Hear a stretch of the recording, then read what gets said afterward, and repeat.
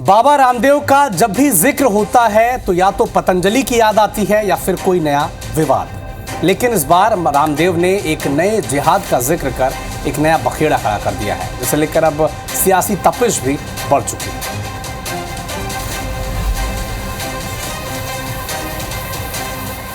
चल रहा है ना, ऐसी सरबत जिहाद भी चल रहा है। वोट जिहाद, लफ्ज जिहाद तो सुना है, अब ये शरबत जिहाद क्या है?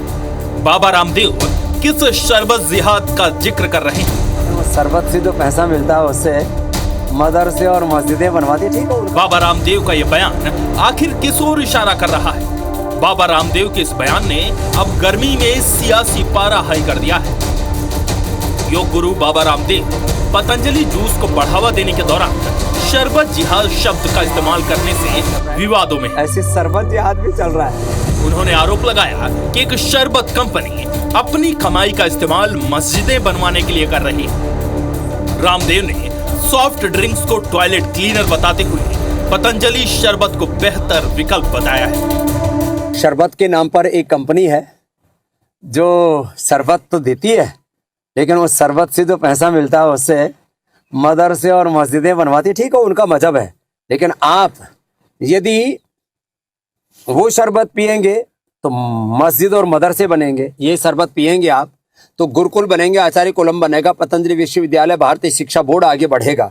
इसलिए मैं कहता हूँ ये शरबत जिहाद भी, जैसे लव जिहाद, वोट जिहाद चल रहा है ना, ऐसी शरबत जिहाद भी चल रहा है। पतंजलि प्रोडक्ट्स ने फेसबुक पर वीडियो शेयर करते हुए कैप्शन में लिखा, अपने परिवार और मासूम बच्चों को सॉफ्ट ड्रिंक्स और शरबत जिहाद के नाम पर बिकने वाले टॉयलेट क्लीनर के जहर से बचाएं।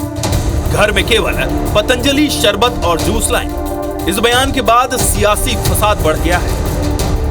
स्वदेशी अपनाकर ही हम देश का भला कर सकेंगे, स्वदेशी का विरोध करके देश का भला नहीं कर सकेंगे। स्वदेशी अपनाकर ही हम देश का भला कर सकेंगे, स्वदेशी का विरोध करके देश का भला नहीं कर सकेंगे। कि बाबा रामदेव मूलतः एक व्यापारी बन गए हैं और अपने प्रोडक्ट बेचने के लिए वो सांप्रदायिकता से लेके जाति वर्ण व्यवस्था पे जिस तरह से काम कर रहे हैं वो निश्चित रूप से प्रजातंत्र के लिए खतरनाक है। और बाबा रामदेव जैसे लोग जो है ना संत हैं ना कोई इस देश के उद्धारक हैं, ये लोग पूरी तरह से व्यापारी हैं। अपना प्रोडक्ट बेचने के लिए वो हिंदू मुस्लिम एकता को बर्बाद करने का काम कर रहे हैं। ये भारतीय जनता पार्टी का भी षड्यंत्र है कि ऐसे लोगों को समर्थन देती है जो देश की एकता अखंडता के लिए खतरा पैदा करते हैं। वैसे ये पहली बार नहीं है जब बाबा रामदेव विवादों में घिरे हो। हाल ही में सुप्रीम कोर्ट ने उन्हें ये दावा करने के लिए माफी मांगने का निर्देश दिया था कि पतंजलि के प्रोडक्ट्स गंभीर बीमारियों को ठीक कर सकते हैं। बस यही नहीं, पतंजलि के कई उत्पाद लैब टेस्ट में फेल भी हुए थे, जिसके बाद उत्तराखंड सरकार ने उनकी बिक्री पर बैन लगा दिया था। और अब शरबत जिहाद के इस नए विवाद ने देश में नई सियासी बहस छेड़ दी है। Bureau report, IBC 24।